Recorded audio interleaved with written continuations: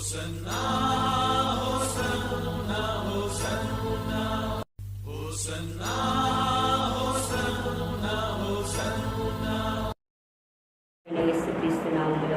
చెల్లిస్తున్నాను. నేను ప్రేమతో ఆహ్వానించిన తమ తల్లి గారికి మరి చెల్లె ప్రవళికకు నా వందనాలు చెల్లిస్తున్నాను. మనం ప్రార్థన చేసుకుని కోరికను ప్రారంభిద్దాం. మహాపరిశుద్ధులైన దేవా, సర్వశక్తి గల దేవా, సర్వాధికారి, మహోన్నతుడైన దేవ, గొప్ప దేవుడా, నీకు స్తుతులు స్తోత్రములు చెల్లిస్తున్నామయ్యా. ఇది మా ఆత్మీయ బిడ్డల ప్రభా, తమ తల్లి గారి గృహంలో ఏర్పాటు చేసిన కూడికను బట్టి నీకు వందనములు చెల్లిస్తున్నాం ప్రభా. తండ్రి, ఇదిగో నేను వాక్యంలో వెలుచుండగా ప్రభా, నీ సన్నిధి చేత నింపండి ప్రభా.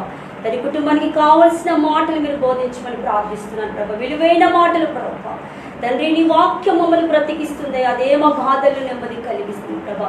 కుటుంబానికి కావలసినైనా అయ్యా విలువైన మాటలు ప్రభా, వారి కుటుంబానికి ఆదరణ కలిగిన మాటలు ప్రభా, సమాధానకరమైన మాటలు ప్రభా, కుటుంబానికి మీరు బోధించమని ప్రార్థన చేస్తున్నాను ప్రభా. మరి ఈ లైవ్ చేస్తున్న ప్రతి ఒక్క బిడ్డను మీరు దీవించండి నాయన, ఆశీర్వదించమని ప్రార్థన చేస్తూ నజరైన యేసు నామములో అడిగి వేడుకుంటున్నాను తండ్రి, ఆమేన్.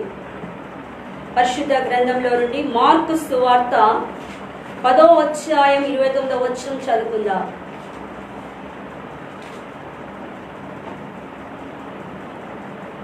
మార్కు సువార్త. అందుకు యేసు ఇట్లనెను, నా నిమిత్తమును సువార్త నిమిత్తమును ఇంటినైనను. మార్కు సువార్త 10వ అధ్యాయం 29వ వచనం. మార్కు సువార్త ప్రార్థన వల్ల సమస్తం సాగు. మార్కు 9:29. అందుకైన ప్రార్థన వలననే గాని మరి దేని వలనైనను ఈ విధమైనది వదిలిపోవట అసాధ్యమని వారితో చెప్పాను. హల్లెలూయా. ఈ లోకంలో క్రైస్తవుడికి ఉండవలసింది ఏంటంటే ప్రార్థన జీవితం. ప్రార్థన జీవితం కలిగి లోకంలో మనం జీవించాలి. ఈ కుటుంబంలో శోధనలే రావచ్చు, ఈ కుటుంబంలో బాధలే రావచ్చు, ఈ కుటుంబంలో ఇరుకులే రావచ్చు. వీటన్నిటిని జయించాలంటే ప్రార్థన పరుడై ఉండాలి. దేవుని సన్నిధిలో ప్రార్థించే వ్యక్తిగా మార్చబడాలి. వస్తున్న కష్టాల్లోండి, వస్తున్న ఇబ్బందుల్లోండి, వస్తున్న సమస్యలను విడిపించబడాలంటే ప్రార్థన కలిగి ఉండాలి. ప్రార్థన వలె సమస్తము సాధ్యమని ప్రభు సెలవిస్తున్నాడు. ఈ లోకంలో ప్రార్థన చేయాలి. ఈ లోకంలో ఉంటున్నాం కాబట్టి ఈ లోకంలో వస్తున్న ప్రతి ఒక్క శ్రమలో నుండి నువ్వు విడిపించాలి, ఆ ఒక్క బాధల నుండి విడిపించాలి, ఆ కష్టంలోని విడిపించాలి, నీ బలహీనతను విడిపించబడాలంటే దేవుని సన్నిధికి వచ్చి నువ్వు ప్రార్థన చేసే వ్యక్తిగా మార్చబడాలి.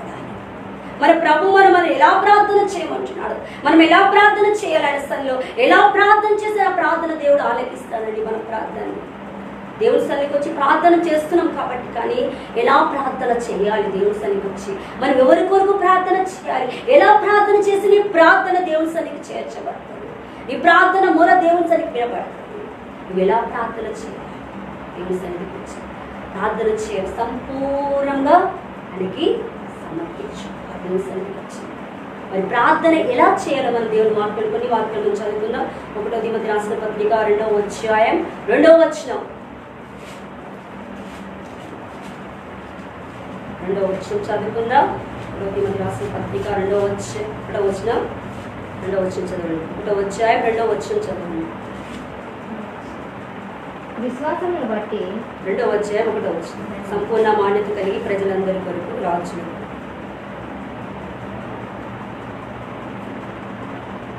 నేను అనేక సాక్షుల ఎదుట సంపూర్ణ మాన్యత కలిగి ప్రజల కొరకు, అధికారుల కొరకు, రాజుల కొరకు ప్రార్థన విజ్ఞాపనలు కృతజ్ఞతలు మీరు చెల్లించనని ప్రభు సెలవిస్తున్నాడు. అనేక మంది నశించిపోతున్నారు. ఈ లోకంలో ఎంతో మంది నశించిపోతున్నారు. పాపంలో ఉన్న వారి కొరకు ప్రార్థన చేయాలి. అనేక మంది రక్షణ లేని వారి కొరకు ప్రార్థన చేయాలి. నశించిపోతున్న ఆత్మల కొరకు ప్రార్థన చేయాలి. దేవుడి సన్నిధికి రాలేకపోతే అనేక బంధకాల చేత బంధింపబడిన వారి కొరకు ప్రార్థన చేయాలి. వీరందరూ నశించిపోతున్నారు. వీరందరి కొరకు మనం ఏం చేయాలంట?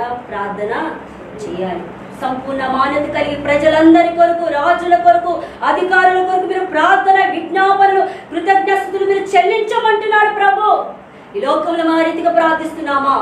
అలా మనం ప్రార్థన చేస్తున్నామా? అనేకుల కొరకు భారం తీసుకుంటున్నామా? వారి కొరకు మనం ప్రార్థన చేస్తున్నామా?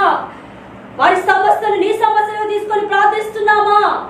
నశించిపోతున్నారండి. దేవుని ఎరగని ప్రజలు ఎంతో మంది, బంధకాల చేత బంధించబడుతున్న ప్రజలు ఎంతో మంది ఈ లోకంలో జీవిస్తున్నారు.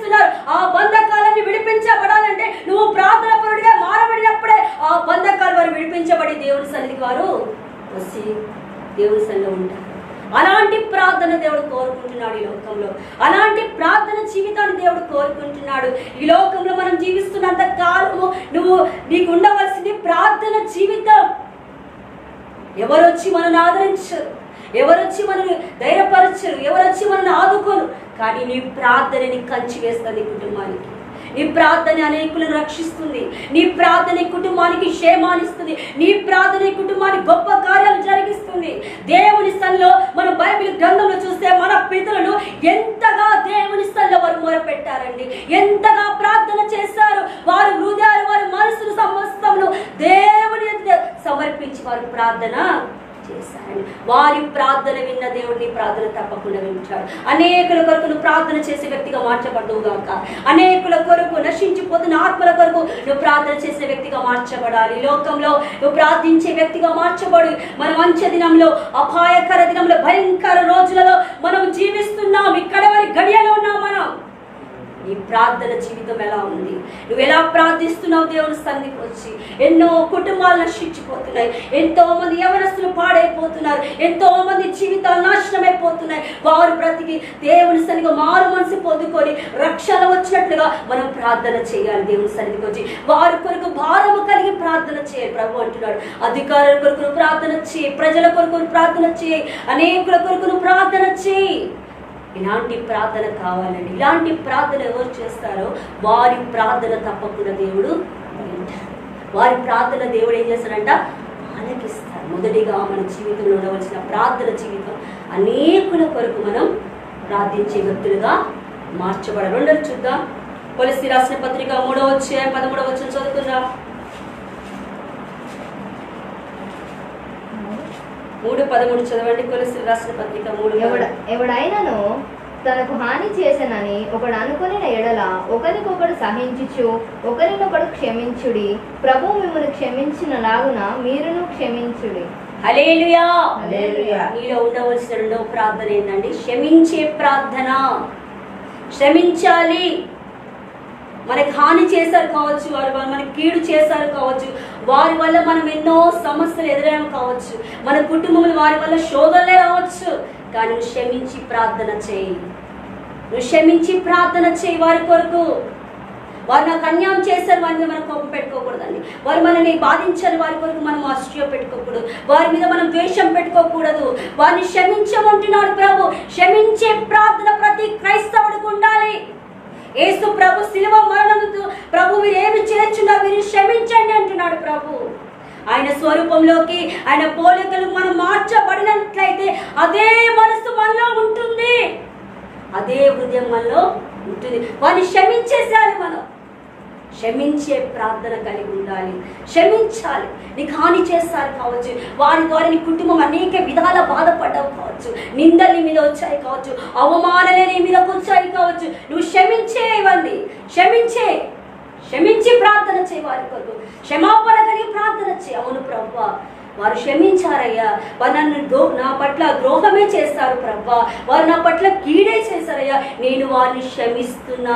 యేసు ఎలా క్షమించాడో మనము క్షమించి ప్రార్థన చేయాలి.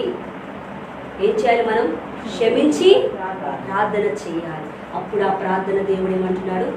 ఆలకిస్తాడు. నీ ప్రార్థన దేవుని సన్నిధికి.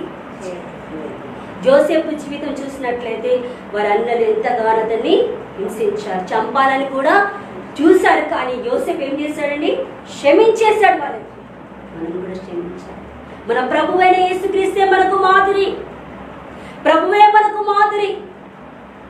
ఆయన క్షమించాడు. ఆయన ఎంత హింసించారు, ఆయన ఎంత బాధ పెట్టారు, హేళన చేశారు, అవమానం ఇచ్చారు, ఉరివేశారు, కొట్టారు, నానా విధాలుగా నేను బాధించినప్పుడు కూడా ఆ శిలువ మరణం నందుకు ఆ ప్రభు క్షమించాడండి. మనం కూడా క్షమించాలి. ఎందుకంటే మనం క్రీస్తు బిడ్డలం, క్రీస్తు స్వరూపంలోకి ఆయనకి మార్చబడిన వారం కాబట్టి అదే మనస్సు మనలో ఉండాలని ప్రభు కోరుకుంటున్నాడు. ప్రియ సంగమ బిడ్డ, మనం క్షమించేద్దాం. మన పట్ల ద్రోహం చేసిన వారు ఏం చేయాలి? మనం క్షమించాలి. క్షమించే గుణం మనలోకి ఉండాలి. క్షమించినప్పుడే మన జీవితంలో గొప్ప కార్యాలు దేవుడు జరిగిస్తాడు, గొప్ప మేలు దేవుడు జరిగిస్తాడు. వారు ద్రోహం చేశారు, వారిని కోపం పెట్టుకోండి, వారు మనల్ని బాధ పెట్టాలని మనం వారిని తిట్టకూడదు, వారిని ఏమనుకోండి. ఎందుకంటే ఆ సమయంలో జ్ఞాపకం చేసుకుని నా తండ్రి ఎలా ఉన్నాడు, నేను అలానే ఉండాలి ప్రభు అని జ్ఞాపకం చేస్తాను. క్షమించేసేవాళ్ళు. ప్రభు క్షమించిన విధానంగా నువ్వు వారిని క్షమించినట్లయితే దేవుడు నీ పక్షాన నిలబడతాడు. ఎఫెసీ రాసిన పత్రిక 4:31-32 చదువుతున్నామండి. సమస్తమైన ద్వేషము, కోపము, క్రోధము, అల్లరి, దూషణ, సకలమైన దుష్టత్వము మీరు విసర్జించుడి. ఒకని యెడల ఒకడు దయ కలిగి కరుణా హృదయులై క్రీస్తునందు దేవుడు మిమ్మల్ని క్షమించిన ప్రకారము మీరును ఒకరినొకరు క్షమించుడి. ఏమంటున్నాడు ప్రభు? మనలో కోపం ఉండకూడదు, క్రోధం, అల్లరితో కూడిన ఏవి కూడా మనం ఉండడానికి వీటన్నిటిని మీరు విసర్జించండి అంట. ఇవన్నిటి ఏం చేశారంటే తీసేస్తాం. మనం ప్రార్థన చేయడానికి వచ్చేటప్పుడు మనలో ఏమి ఉండకూడదు. ఈ హృదయం ఎలా ఉండాలి? తేటగా కనబడాలి దేవునికి. మనం కోపం పెట్టుకొని, మనము క్రోధం పెట్టుకొని, మనలో ద్వేషం పెట్టుకొని, మనలో పగ పెట్టుకొని వచ్చి ప్రార్థన చేస్తే ఆ ప్రార్థన దేవుడు వినడు. మనం సంపూర్ణంగా మార్చబడాలి. సంపూర్ణంగా హృదయం శుద్ధి చేసుకొని ఆయన సన్నిధికి వచ్చి ప్రార్థించినట్లయితే ఆ ప్రార్థన దేవుడు ఆలకిస్తాడు. కోపం తీసేసుకోమంటున్నాడు, క్రోధం తీసేసుకో, అసూయ తీసేసుకో, ద్వేషాన్ని తీసేసుకో. ఇవన్నీ క్రీస్తుకు సంబంధించినవి కావు, ఇది సాతానికి సంబంధించినవి. వీటన్నిటిని విసర్జించాలి నువ్వు. వీటన్నిటిని హృదయం నుండి బయటకు తీసేయ్. అప్పుడు దేవుడిని ప్రార్థన ఆలకిస్తాడు. అప్పుడు దేవుడిని ప్రార్థన వింటాడు దేవుడు. నీ ప్రార్థన వినే దేవుడు. వీటన్నిటిని ఏం చేయాలంట? ఎన్ని ఉంచుకొని మనం ప్రార్థన చేస్తే మన ప్రయోజనం ఉంటుందండి? ఉండదు. ఫలితం ఉండదు. ఫలితం మనకు దొరకదు. ఎంత ప్రార్థన చేయి, ఎంత కన్నీరు కాదు, దేవుని స్థలం గంటలు గంటలు ప్రార్థన చేసినా నీ హృదయం మార్చుకోకుండా నువ్వు ప్రార్థిస్తున్నావే, ఆ ప్రార్థన దేవుడు అంగీకరించాడు. నీ హృదయం మారిపోవాలి దేవుని కొరకు. ఆయన ఎలా మార్చబడ్డాడు, నువ్వు అలా మార్చబడాలి. నీ హృదయం శుద్ధి చేసుకోవాలి, తలంపులు శుద్ధి చేసుకోవాలి, నీ ఆలోచన శుద్ధి చేసి సమస్తం మార్చబడాలి కొరకు. అప్పుడు దేవుడిని ప్రార్థనని ఈ కడవరి గడియలు మనం ఉంటున్నాం. ప్రభు మాట్లాడుతున్నాడు, పరిశుద్ధాత్మ తండ్రి మనం ఎలా ఉంటాయని ఇష్టపడతాడు, మనం ఎలా ప్రార్థన చేస్తానని ఇష్టపడతాడు. ప్రభు సెలవిస్తున్న వాక్యం సంపూర్ణంగా మన హృదయం నుండి శుద్ధి చేసుకోవాలండి. హృదయ శుద్ధి గల వారే దేవుణ్ణి చూస్తారు. ఎప్పుడు చూడగలుగుతారు? ఈ హృదయం శుద్ధి చేసినప్పుడే మనము చూడగలుగుతున్నాం. దేవుని యొక్క వాక్యం గ్రంథంలో చదువుకుందాం. మత్తయి సువార్త 5వ అధ్యాయము 43-44 చదవండి. 5వ అధ్యాయం 43-44 చదువుకుందాం. నీ పొరుగువాన్ని ప్రేమించి నీ శత్రువును ద్వేషించుమని చెప్పబడిన మాట మీరు విన్నారు కదా. నేను చెప్పినదేమనగా మీరు లోకమందున మీ తండ్రికి కుమారులై ఉండునట్లు మీ శత్రువులను ప్రేమించుడి, మిమ్మల్ని హింసించి వారి కొరకు ప్రార్థన చేయుడి. హల్లెలూయా. హింసించి వారి కొరకు మనం ఏం చేయాలంట? ప్రార్థన. మన శత్రువుల కొరకు మనం ఏం చేయాలి? ప్రార్థన చేయాలి. పొరుగు వారిని ఏమంటున్నాడు దేవుడు? ప్రేమించాలి. పొరుగు వారిని ప్రేమించి మనం ఏం చేయాలంట? ప్రార్థన చేయాలి. శత్రులను క్షమించి ప్రార్థన చేసినట్లయితే నీ ప్రార్థన దేవుడు వింటాడు. మొదటిగా ఎలాంటి ప్రార్థన చేయమన్నాడండి? ప్రజలందరి కొరకు ప్రార్థన చేయాలి. రెండవ ప్రార్థన క్షమించే ప్రార్థన దేవుడు చేయాలి. మూడవ ప్రార్థన చూద్దాం. మత్తయి సువార్త 26వ అధ్యాయం చదువుకుందాం. మత్తయి సువార్త. మీరు శోధనలో ప్రవేశించకుండానట్లు మెలకువగా ఉండి ప్రార్థన చేయుడి, ఆత్మ సిద్ధమే గాని శరీరము బలహీనమని పేతురుతో చెప్పు. మనం శోధనలు పడకుండా మెలకువగా ప్రార్థన చేయాలి. శోధనలు వస్తున్నాయి, ఈ శోధనలు జయించాలంటే నువ్వు ప్రార్థన చేయాలి. ఈ శోధన నుండి విడిపించబడాలంటే నువ్వు ప్రార్థన చేయాలి. మెలకువ కలిగి ప్రార్థన చేయండి, మెలకువ కలిగి ప్రార్థించండి. ఈ శోధన నుండి జయించబడాలి, సాతాని క్రియల నుండి జయించబడాలి, శోధన నుండి తప్పించబడాలంటే మెలకువ కలిగి ప్రార్థన చేయాలి. అర్ధరాత్రి వేళ పౌలుశీలు ఏం చేస్తున్నారని వారు ప్రార్థన చేస్తున్నారు. శోధన విడిపించబడిందా లేదా? వారి విడిపించబడింది. మన శోధన విడిపించబడాలంటే మెలకువ కలిగి ప్రార్థన చేయాలి. ఈ కడవరి దినాల్లో, అంచె గడియలు, అపాయకర దినాల్లో మనం ఉంటున్నాం కాబట్టి మెలకువ ప్రార్థన చాలా ప్రాముఖ్యమైనది. మెలుగుగలి ప్రార్థన చేయాలి. మరి ప్రార్థన మెలుగుగలి దేవుడు ఎందుకు చేయమంటున్నా వాక్యంలో మనం చదువు చూడండి. పరిశుద్ధ గ్రంథంలో నుండి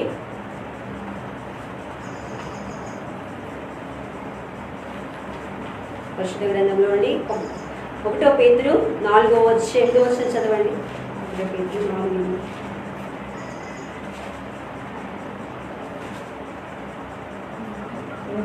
4:8. ప్రేమ అనేక పాపములను కప్పును గనుక అన్నింటికంటే ముఖ్యముగా ఒకని ఎడల ఒకడు మిక్కటమైన ప్రేమ గలవారై ఉండు. 4:8. అపవాది గర్జించు రెండో పేరు.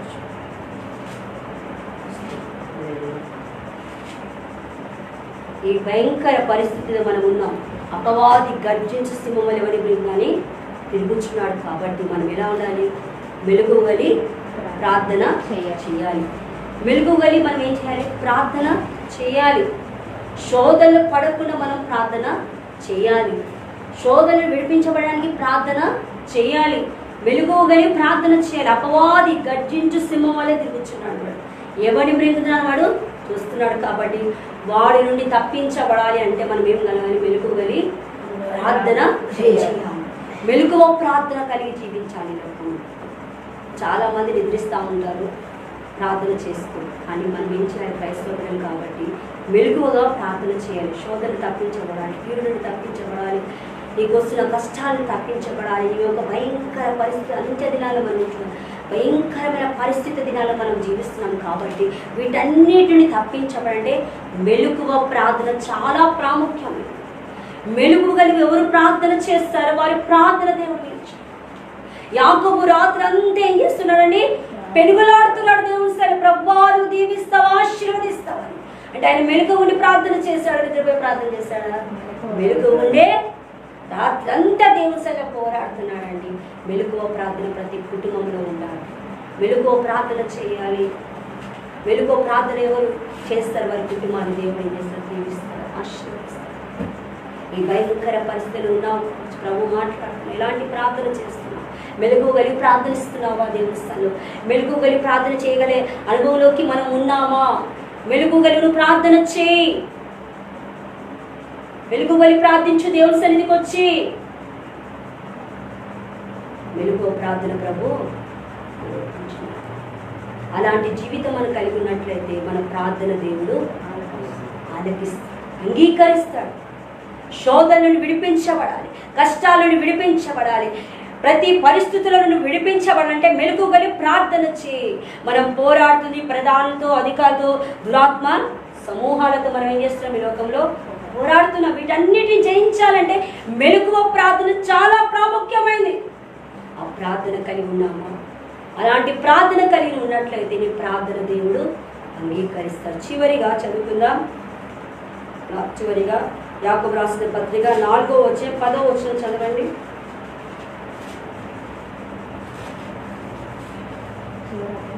4:10.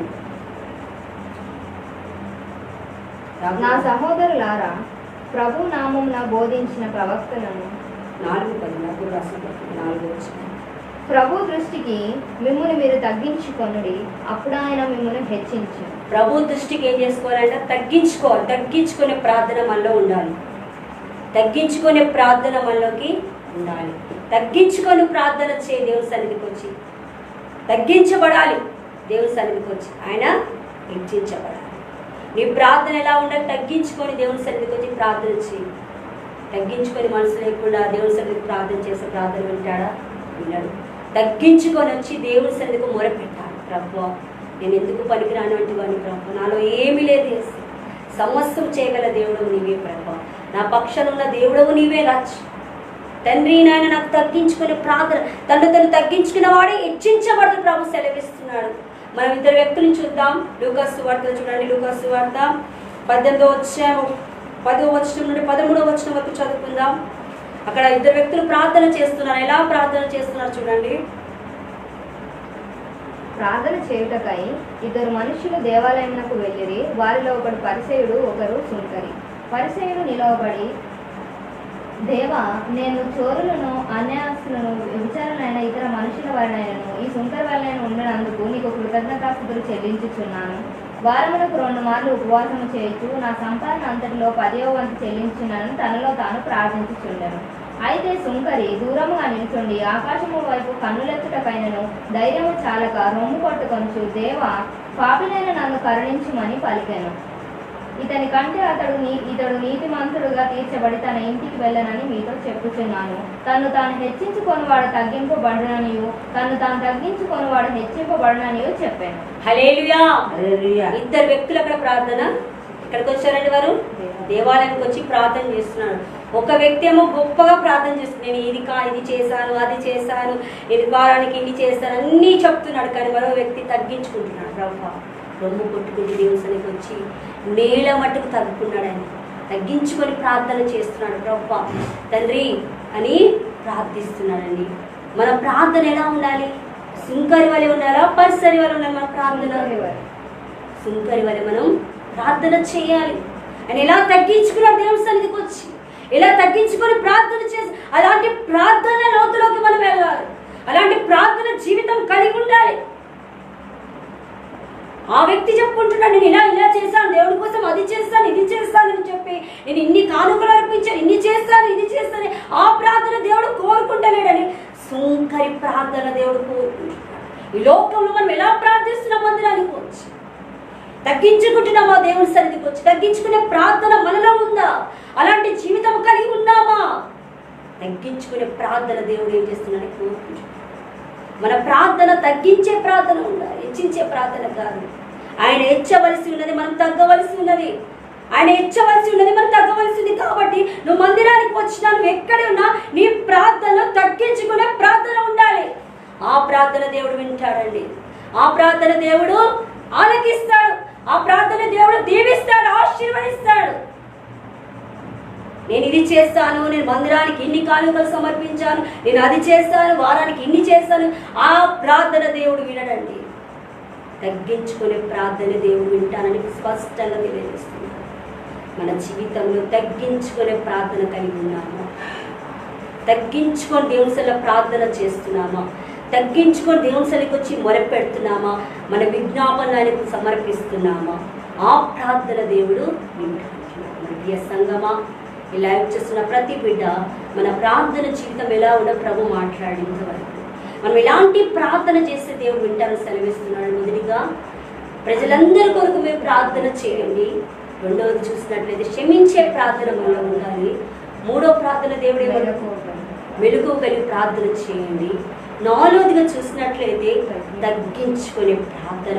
ఈ ప్రార్థన అనుభవాలు ఎవరి జీవితాలు ఉంటాయో వారి ప్రార్థన దేవుడు అంగీకరిస్తాడు. వారి ప్రార్థన దేవుడు వింటాడు. వారి జీవితాలను దేవుడు గొప్ప కార్యం జరిగిస్తాడు. ఇవి అంచె దినాలు ఉన్నాయి కాబట్టి అపాయకర దినాలు ఉన్న భయంకర రోజులు మనం జీవిస్తున్నాం. దేవుడు ఎలా నడవమంటే మనం అలానే నడవాలి. కానీ మన చిత్తానుసరణకు ఆయన చిత్తంలోకి మనం వెళ్ళాలి. ఆయన చెప్తున్న విధానంలోకి వెళ్ళి అలా ప్రార్థన చేసినట్లయితే మన జీవితాలు ఆశీర్వదింపబడతాయి. మన కుటుంబంలో ఉన్న సమస్యలే కావచ్చు, ఈ లైవ్ చూసిన ప్రతి బిడ్డ నీ కుటుంబంలో సమస్యలు ఉండే కావచ్చు, నీ కుటుంబంలో శోధనలే ఉండే కావచ్చు, భయంకర పరిస్థితులు ఉన్నావు కావచ్చు. ప్రభువైన యేసుక్రీస్తు నీతో మాట్లాడాడు. నువ్వు ఎలా ప్రార్థన చేస్తే నేను అంగీకరిస్తా, నువ్వు ఎలా ప్రార్థన చేస్తే నీ కుటుంబాన్ని దేవుడు దీవిస్తానంటున్నాడు. నువ్వు అలాంటి ప్రార్థన అనుభవంలోకి నువ్వు వచ్చినట్లయితే నీ ప్రార్థన దేవుడు తప్పక వింటాడు. నీ ప్రార్థన తప్పకుండా దేవుడు అనుగ్రహిస్తుంది. అట్టి కృప దేవుడు మనకు అనుగ్రహించును గాక. ప్రార్థన చేసుకుందాం.